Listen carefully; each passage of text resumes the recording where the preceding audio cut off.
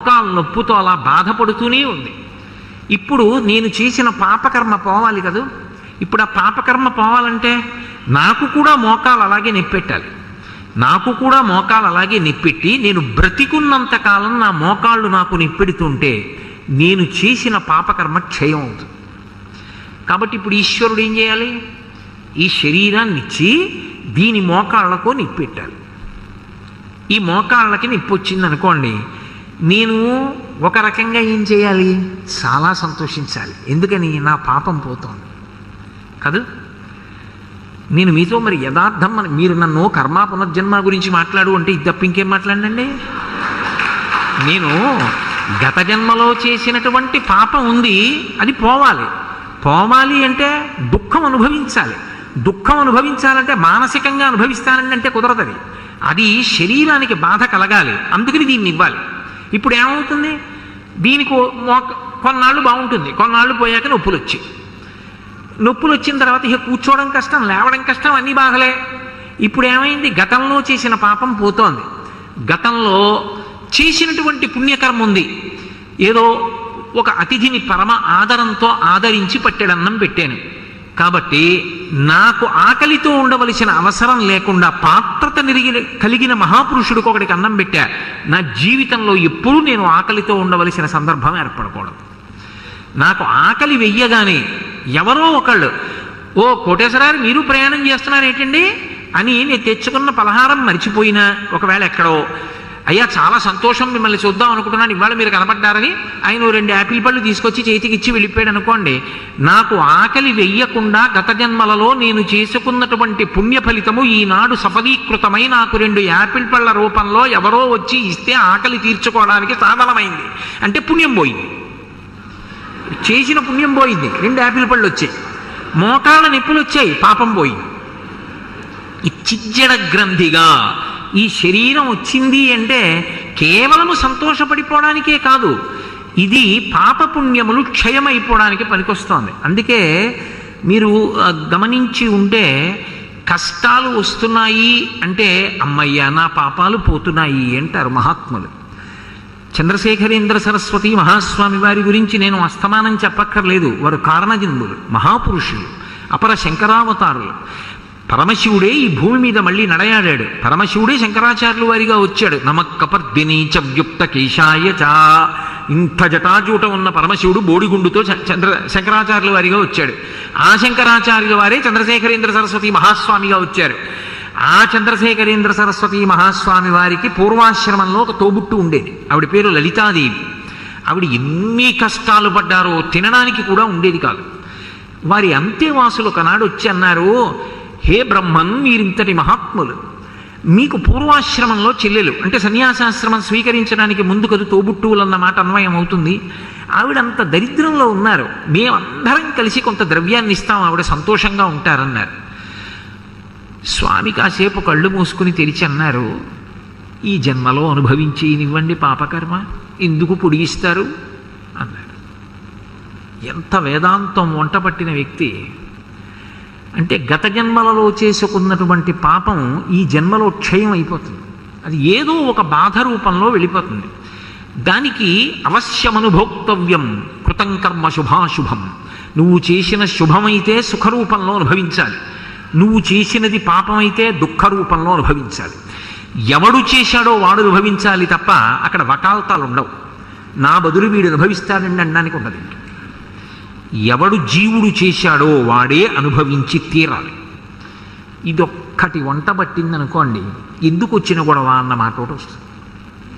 ఇవాళ బాగుంటుందేమో కానీ ఇది అనుభవంలోకి వస్తే ఎంత గొడవ, నాకు వద్దులే, నేను వెళ్ళను దాని జోలి కనిపిస్తుంది. కాబట్టి కర్మ పునర్జన్మకు హేతు. ఇందులో మీరు ఒక ప్రశ్న నన్ను వేయచ్చు, ఏమండి కేవలం పుణ్యం చేస్తే, పాపం చేయకుండా పుణ్యం ఒకటే చేసుకుంటాను, తప్పేముంది? నేను మీకు ఇందాక మనవి చేశాను కదా, దేవతా పదవులలోకి వెడతారు, మళ్ళీ తిరిగి అయిపోయిన తర్వాత మళ్ళీ మనుష్యుడిగా వచ్చేస్తారు. ఇప్పుడు ఒక ఆయన్ని బంగారు గొలుసులతో కట్టేశారు, ఒక ఆయన్ని ఇనప గొలుసులతో కట్టేశారు. బంగారు గొలుసులతో కట్టబడ్డ వ్యక్తి ఇనప గొలుసుల చేత కట్టబడ్డ వ్యక్తి వంక చూశావా నేను బంగారు గొలుసులతో కట్టబడ్డానని సంతోషిస్తున్నాడు అనుకోండి, ఏమిటిది ఆనందానికి అర్థం? ఇద్దరూ కట్టబడ్డారా లేదా? పుణ్యమైన పునర్జన్మకు హేతు, పాపమైన పునర్జన్మకు హేతు.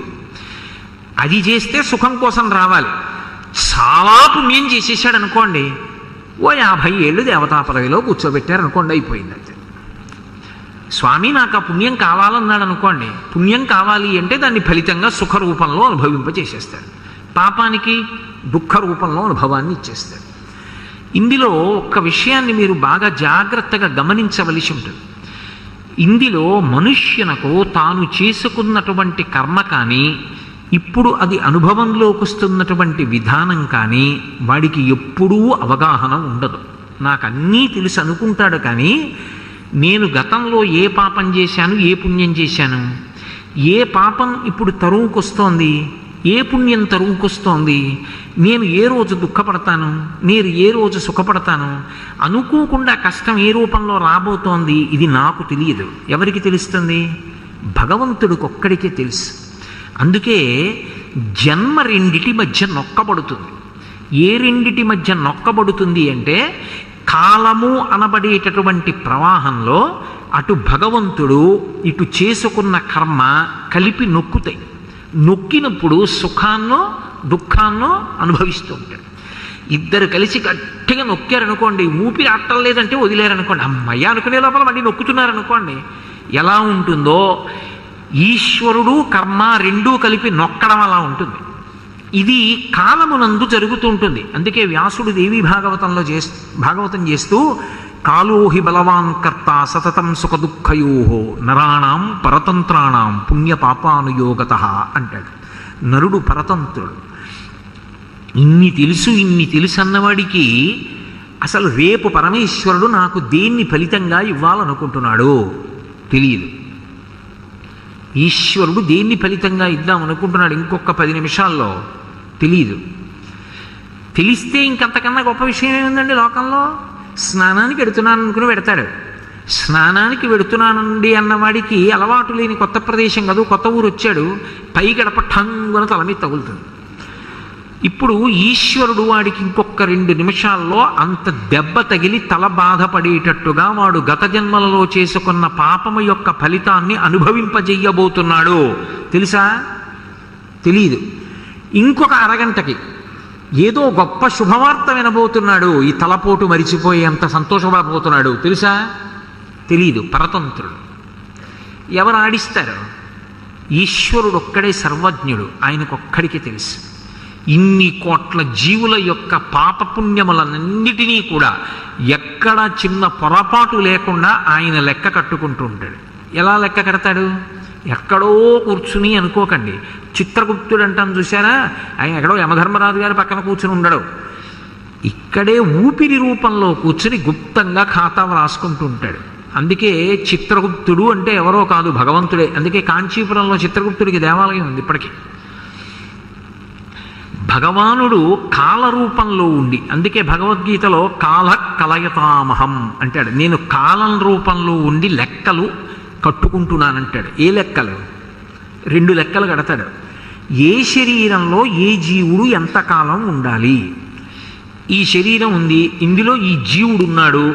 ఏదో పుట్టిన కొన్నాళ్ళకి మా నాన్నగారు దీనికి కోటేశ్వర శర్మ అని ఓ పేరు పెట్టారు. ఈ జీవుడు ఇందులోకి వచ్చాడు, ఎన్నాళ్ళు ఉండాలి ఇందులో?